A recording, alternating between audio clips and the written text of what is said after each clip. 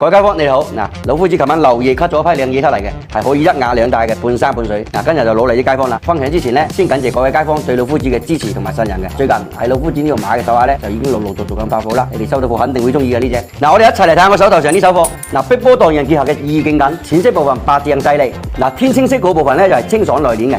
顏色過度自然，戴上手肯定別有一番風味嘅。無胚可能你哋未必睇得明嘅。我依家炸起條成品俾大家睇下個效果究竟係點樣嘅。依家過緊最後一條沙㗎啦。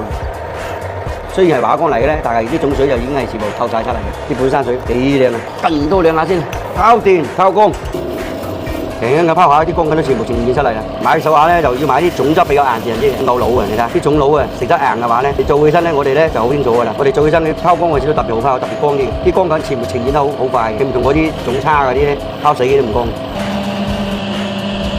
內圈光粉同埋外圈係一致，整多次先。